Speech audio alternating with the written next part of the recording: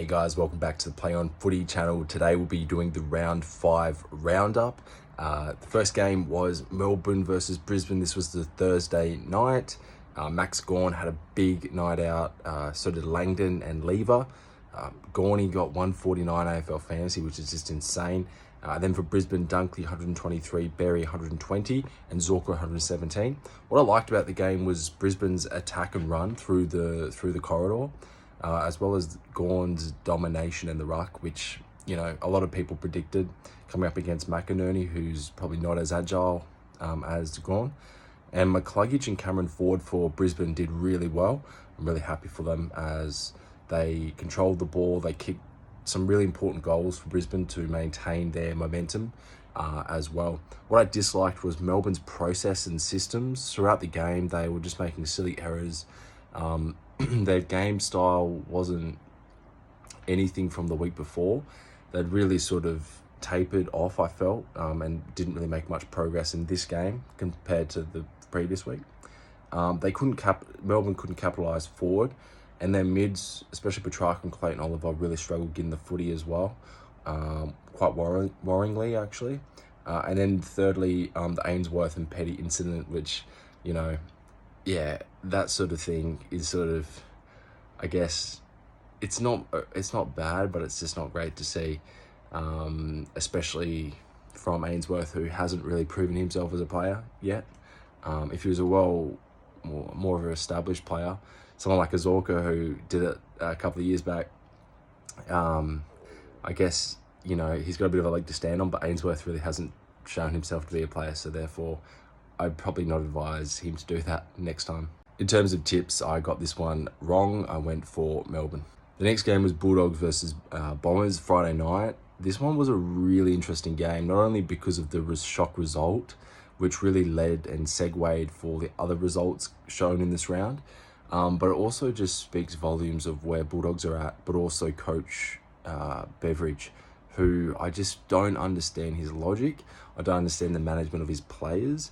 And I actually see the premiership window, or a potential premiership window, closing very rapidly, mainly because of the stars that are out of contract this year, this year coming, and the next season as well. So they've got a big decision, the Bulldogs, whether they play the kids, or they keep they've got like a top 8 list at least. And Beveridge is faltering yet again. Who I really liked was Treloar. Sam Darcy did really well for Bulldogs, and Libba. He had that sort of moment in the middle where he fell over, like it looked like he was concussed. He may have been, but we'll see. He has entered concussion protocols. Hope he's okay. Treloar with 102, Darcy 96, and Libba 92. And for the Bombers, it was Dersma who got 124. Followed by Caldwell, 108, and Merritt, 104. So the usual sort of suspects, with Dersma being the exception for Bombers that really stood up.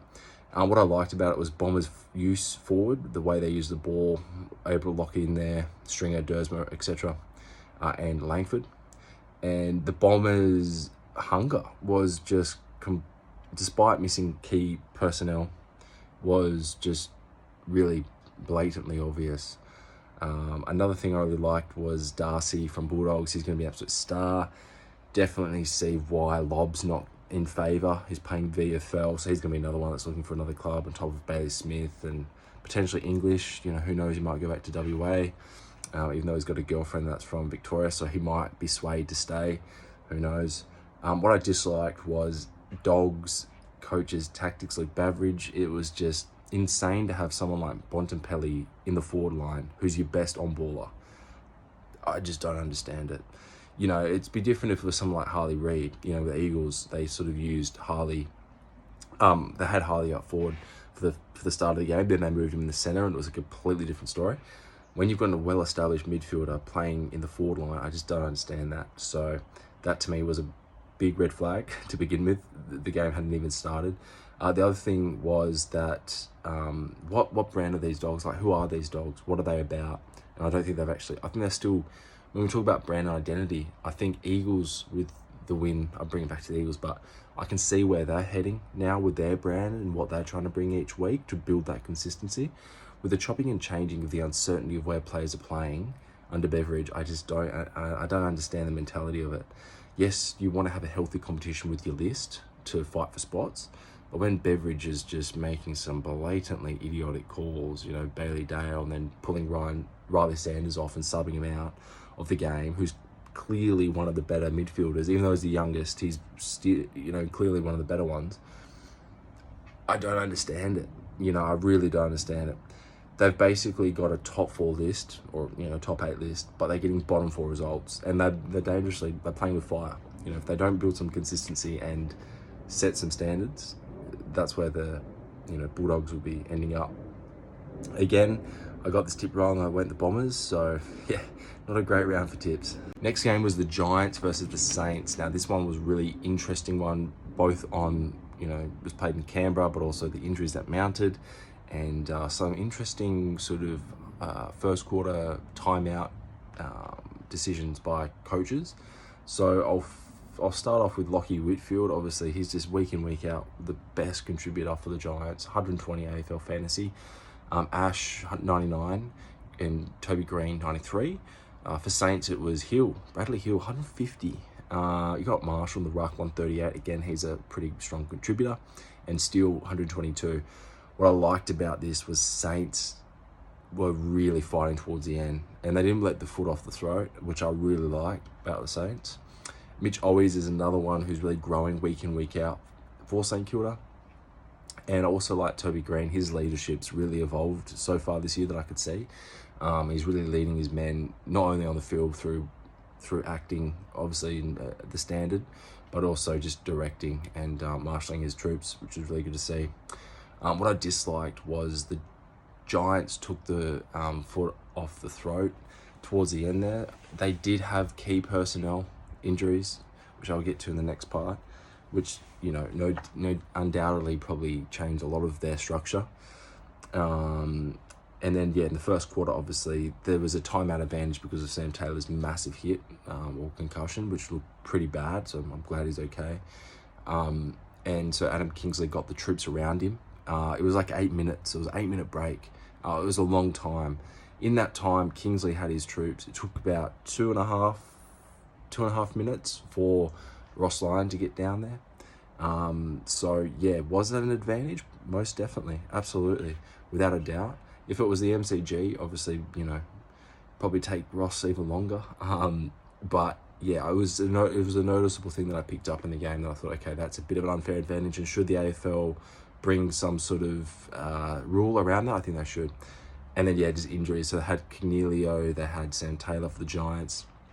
And I think Briggs had a shoulder injury. I don't know how substantial that is. It could be just a bit of a bruise, but just, bandage it up, should be okay. But that definitely impacted them. I went for the Giants in this game. So that was my first right tip. Next game was the Carlton Blues, Adelaide Crows. Again, this is a big game for Adelaide. They hadn't even won a game, and for Carlton, it was to keep remaining undefeated, which, again, they find a way. Unfortunately, this time they're unsuccessful. The biggest contributors was the return of Sam Walsh, absolute phenomenal return from his back injury, 145 AFL fantasy. Then you had Blake Acres, 109, and Cripps, 94. So Acres is a new guy around the block there to contribute, which is great to see. Adelaide Crows had Rankinen, 106, Keys, 100, and Walker kicked 4 goals, 100. So AFL fantasy looking great for them, and obviously their first win of the season for the Adelaide Crows. Well done, had a lot of fight. What I liked was Texas 4 goals, Rankin and Keys 3 goals, and Sam Walsh's huge return back from his back injury, so that was fantastic. What I disliked was always kicking the last 2 minutes of the last quarter. Yeah, cost them the game, unfortunately. And then, yeah, let them go back inside, convert the ball from one end to the other, and then convert as well. Carlton's defensive pressure was just lacking. Their rebounds, Adelaide's rebounding was just too easy to go down the corridor and then to lock inside their 50 and then convert. So that was very unlike Carlton, whether they were tired or what have you, but that was an interesting thing to see. And another key thing that I saw was the correlation between that game and the game just gone against Fremantle was their inability to lock it in their forward half, especially in the dying minutes. And then for Adelaide, what I disliked was Dawson was really quiet, the on-baller, the captain, and hopefully Adelaide rectified that one for the next week coming. I tipped Carlton for this one, so another tip wrong. Next game was the Suns versus Hawks. This one was, unfortunately, I predicted this one, but not the margin. I did think Hawks would do a lot better, considering they were pretty close to Collingwood the previous week. For Suns, it was the usual suspects: 154 AFL fantasy for Anderson, 125 for Flanders, 104 for Graham as well. And for Hawks, it was 102 for Amon, his 150th game, McGuinness 78, and Sicily 71. What I liked in this game was Ben King's 4 goals, Will Graham's 14 tackles, which was phenomenal, and he's really making his mark in AFL under Dimmer. And Suns' brand is really developing under Dimmer. They're playing a brand where it's highly contested, fast-paced movement, and they have a lot of run-off half-back, which is really good to see. A player that sort of changed his role a bit is Will Powell. If you've got him in your dream team, you most likely have him out by now, but he hasn't been performing the last couple of weeks, and I think that's just, he's playing more as a lockdown defender, not running off half-back as he used to. What I disliked about the game was the Hawks brand, and I think Sam Mitchell, basically, you could see he was very animated during the game. It'd be interesting to see how he rebounds, especially with the next week's game against North. So that's interesting to see how that will play out. The ball movement of the Hawks is just so unpredictable, unfortunately, and they have just easy turnovers, especially from their forward half. They would, try and lock it in there, but it would just come straight back out. So they had real trouble with that. I tipped the Suns, so I got this one right. Next game was Port and Dockers. Port just scraped through. Dockers unlucky again. They lost to Carlton. Now Port, very close margins, mind you, both in Adelaide. So now that they've got a home game, might be a bit different. Butters 113 AFL fantasy, Houston 109, Wines 106, Tracy for Dockers 108, Ryan 105, and Young 102. What I liked was that it was just a great battle. It was a really good game, I thought. Not too many errors. Even though Dockers lost the wall, they won the battle. And what I mean by that is that they really did put pressure on Port, and they were just unlucky. Again, the last couple of minutes that they just sort of lost it in a way. They threw it away a bit. And Charlie Dixon, what I liked about that was that he responded to his coach's critique, Ken Hinkley, and played a reasonably good game, I thought. What I disliked was Docker's inability to finish yet again. I didn't like Butters being protected by the umpires when he went hard at the ball with Bailey Banfield, and Bailey Banfield didn't get the free, unfortunately. And umpires just aren't favouring Freo. I don't know what it is, but there's games where there's blatant frees that just aren't being paid, or they're not stopping the game, and it's a little bit of bad luck, I suppose.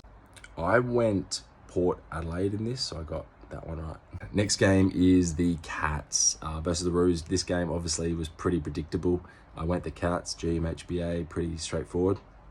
Jeremy Cameron 122, Holmes 99, and O'Connor 96. Sheasel for the Roos 159, Scott 115, and Powell 113. What I liked was that the Cats' ball movement was just elite. Run off half back was fantastic. And Comben, Larkey, and Sheasel are the only shining lights for North. What I disliked was North's brand, what they stand for. I have no idea, and it's going to be interesting clash against Hawks. Clarko versus Sam Mitchell, so that's going to be interesting. And basically, my thoughts on North is that they're just a sad side. They've just been the whipping boys of AFL for so long, and I just hope that Clarko can turn them around. I went the Cats in that game, so I got that one right. Next game was Eagles versus Tigers at Optus Stadium. Waterman kicked 6 goals, 148 AFL fantasy. Kelly did really well, 29 disposals, I think it was, 112. And then Yo, 94, which is really fantastic to see. And then for Tigers, it was Bolton, 105, Lafau, the new recruit from New Zealand, did really well at full forward, kicked 3 goals, 2, 99 AFL fantasy, and Vlaston down back, 98. What I really liked was Harley Reid. I mean, he's really stamping his mark in the game. Waterman Kicking 6 goals is fantastic. Darling sort of quiet, kicked a goal. And then Lafau for Tigers, 3 goals, which I really liked as well. What I disliked was Witherden and Darling. Whether they'll, cement their spot for next week's derby against Freo is yet to be seen, but I just don't think so. There was a couple of moments there that, both of them were just fumbling the ball and not really coming into the game. I know they probably want Darling as a second forward. I just didn't see his pressure. And he missed some an easy shot at goal, very close to the goal line, and so he just acts as if he doesn't sort of care. He comes off too cool, and I just want some young kid like Jack Williams. I know he's still young, but to take his spot basically. Tigers had 26 less inside 50s, and you could really tell by the end score. And Eagles just missed really easy conversion opportunities. It could have been a bigger amount, ideally. I think we kicked 13 behinds, but it's all growth, isn't it? And I guess the best thing was that we could get those conversions when we could, getting the ball forward, locking in our forward line, and then the connection with Reid and Waterman was fantastic. I unfortunately tipped Tigers, so I got this tip wrong, but it'll be interesting in the next game with the derby. So Eagles versus Dockers, we'll get to see that. Anyway, cheers guys, thanks. Please like, share and subscribe if you're new to the channel. My name is Bailey from Play On Footy, and I'll see you next time. Cheers.